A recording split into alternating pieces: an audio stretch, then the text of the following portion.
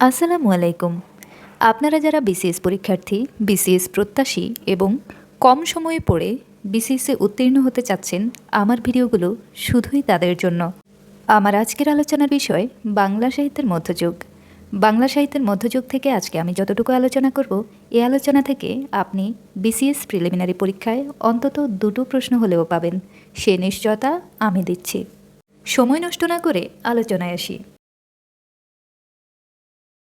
1201 থেকে 1800 খ্রিস্টাব্দ পর্যন্ত সময়কে বাংলা সাহিত্যের মধ্যযুগ বলা হয়। 1201 থেকে 1350 খ্রিস্টাব্দ পর্যন্ত সময়কে বাংলা সাহিত্যের অন্ধকার যুগ বলা হয়।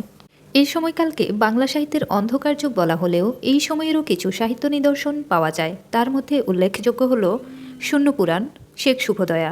শূন্যপুরাণ লিখেছেন রামাই পণ্ডিত, শেখ শুভদয়া লিখেছেন হলায়ুদ মিশ্র। অন্ধকার যুগের কারণ: 1204 সালে বখতিয়ার খলজির বঙ্গবিজয়ের ঘটনা এবং তুর্কি শাসনের উদ্ভব ও মুসলিম শাসনের উদ্ভব। নিরঞ্জনের উৎসা কবিতাটি শূন্যপুরাণ কাব্যের অন্তর্গত। এই গ্রন্থে বৌদ্ধদের শূন্যবাদ ও হিন্দুদের লৌকিক পৌরাণিক ধর্ম সম্পর্কে আলোচনা করা হয়েছে। এই গ্রন্থে 51টি অধ্যায় আছে। হলায়ুদ মিশ্র লক্ষণ সেনের সভাকবি ছিলেন। সংস্কৃত ভাষার কবি জয়দেবও লক্ষণ সেনের সভাকবি ছিলেন। জয়দেবের বিখ্যাত গ্রন্থ গীতগোবিন্দম। শেখ শুভদয়ায় শেখ বলতে শেখ জালালউদ্দিন তাবরিজিকে বোঝানো হয়েছে। এই গ্রন্থে মুসলিম পীর আউলিয়া দরবেশদের অলৌকিক শক্তি সম্পর্কে বর্ণিত হয়েছে। এই গ্রন্থে 25টি অধ্যায় আছে। এই দুটো গ্রন্থ ধর্মপূজার শাস্ত্র গ্রন্থ ও গদ্যে পদ্যে মিশ্রিত চম্পুকাব্য। শ্রীকৃষ্ণ কীর্তন। শ্রীকৃষ্ণ কীর্তনের কবির নাম বড়ু চণ্ডীদাস, তাঁর আসল নাম অনন্ত বড়ুয়া।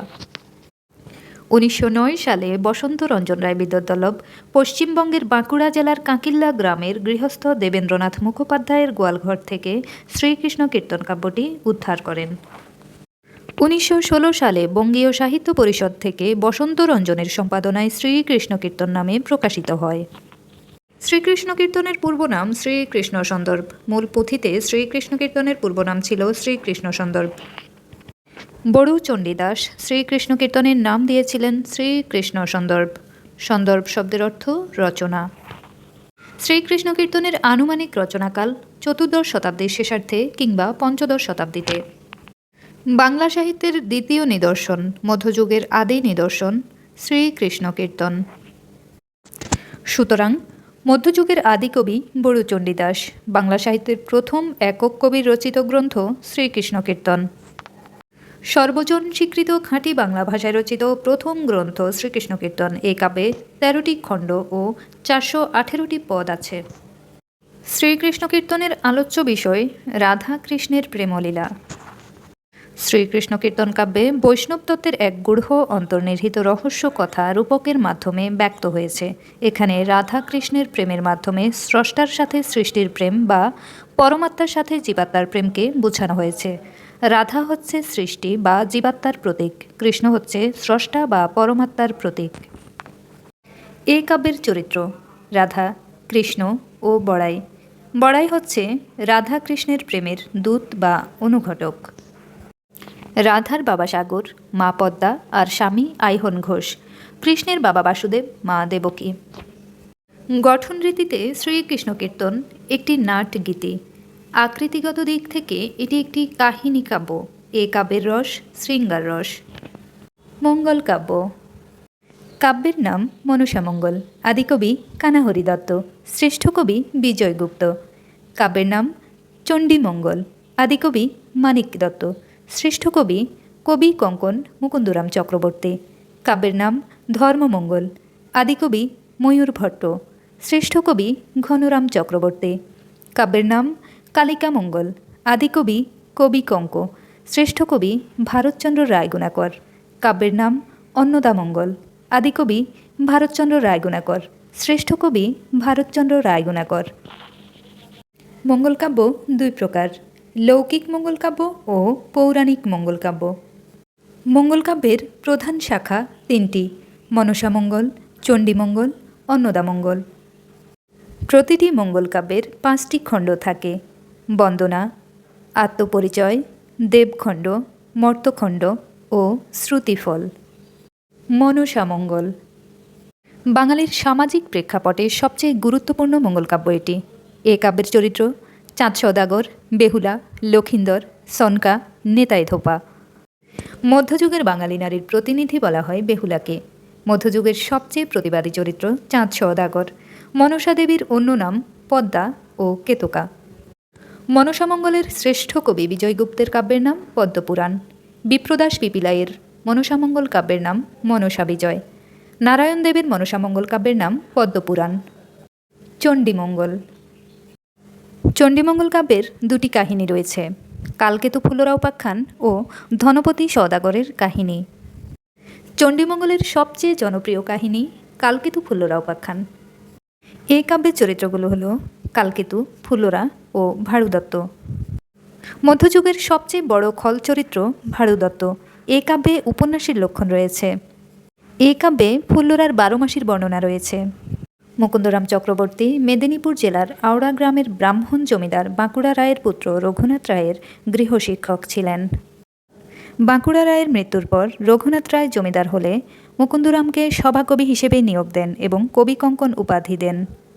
ধর্মমঙ্গল ধর্মমঙ্গল কাব্যের দুটো কাহিনী রয়েছে, রাজা হরিশ্চন্দ্রের কাহিনী ও লাউ সেনের কাহিনী। ধর্মমঙ্গলের আদিকবি ময়ূর ভট্টের বিখ্যাত গ্রন্থ হাকন্দ পুরাণ। কালিকামঙ্গল বিদ্যাসুন্দরীর প্রেম কাহিনী কালিকামঙ্গল কাব্যের আলোচ্য বিষয়। অন্নদামঙ্গল মানসিংহ ভবানন্দ উপাখ্যান অন্নদামঙ্গল কাব্যের আলোচ্য বিষয়। ভারতচন্দ্র রায়গুণাকর ভারতচন্দ্র রায়গুণাকর 1705 সালে জন্মগ্রহণ করেন, মতান্তরে 1712 সালে, মৃত্যু 1760 সালে। তিনি মধ্যযুগের সর্বশেষ কবি, সর্বশ্রেষ্ঠ কবি। তিনি মধ্যযুগের নাগরিক কবি। তাঁর কবিতায় আধুনিক যুগের লক্ষণ রয়েছে। তিনি নবদ্বীপের রাজা কৃষ্ণচন্দ্রের সভাকবি ছিলেন। তিনি কৃষ্ণচন্দ্র কর্তৃক গুণাকর উপাধি লাভ করেন। তাঁর একটি বিখ্যাত উক্তি আমার সন্তান যেন থাকে দুধে ভাতে, উক্তিটি করেছেন ঈশ্বরী পাটনি। তার আরও কিছু বিখ্যাত উক্তি রয়েছে, যেমন মন্ত্রের সাধন কিংবা শরীর পতন, নগর পুরিলে দেবালয় কি এড়ায়, বড়র পিরিতি বালির বাঁধ। বৈষ্ণব পদাবলী বা মধ্যযুগের গীতিকবিতা। রাধাকৃষ্ণের প্রেম সম্পর্কিত খণ্ডকবিতাই হল বৈষ্ণব পদাবলী। বৈষ্ণব পদাবলীর 4 জন বিখ্যাত কবিকে একত্রে কবি চতুষ্টয় বলে। তারা হলেন চণ্ডীদাস, বিদ্যাপতি, জ্ঞানদাস ও গোবিন্দ দাস। চণ্ডীদাস দ্বিজচণ্ডীদাস বাংলা ভাষার প্রথম বৈষ্ণব পদাবলী লিখেছেন। সবার সই চণ্ডীদাস। তার উক্তি সবার উপরে মানুষ সত্য, তাহার উপরে নাই। এই উক্তিটির জন্য তাকে বাংলা সাহিত্যের প্রথম মানবতাবাদী কবি বলা হয়। তাঁর রচিত আরও কিছু বিখ্যাত উক্তি রয়েছে, যেমন সই কে বা শুনাইল শ্যামনাম, সই কেমনে ধরি বহিয়া আমারে বধুয়া আন বাড়ি যায় আমারই আঙিনা দিয়া। রবীন্দ্রনাথ ঠাকুর চণ্ডীদাসকে দুঃখের কবি বলে অভিহিত করেছেন। বিদ্যাপতি তিনি মিথিলার রাজসভার কবি ছিলেন। তিনি ব্রজবলী নামক এক কৃত্রিম কবি ভাষায় পদ রচনা করতেন। তিনি বৈষ্ণব পদাবলীর অবাঙালি কবি। বাংলায় না লিখেও তিনি বাংলা সাহিত্যের আলোচিত কবি। রবীন্দ্রনাথ ঠাকুর তাঁর ভানুসিংহ ঠাকুরের পদাবলী বিদ্যাপতির ব্রজবলী ভাষায় লিখেছেন। বিদ্যাপতির উপাধি মৈথিলী কোকিল। কণ্ঠ ভালো ছিল বলে তাকে কবি কণ্ঠহার অভিনব জয়দেব উপাধি দেওয়া হয়। তিনি বৈষ্ণব পদাবলীর আদি কবি।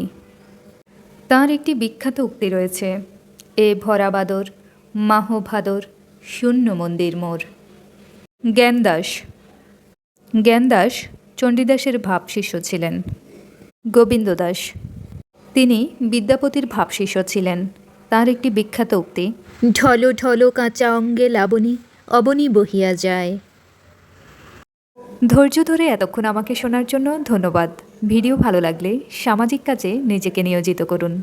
আসসালামু আলাইকুম।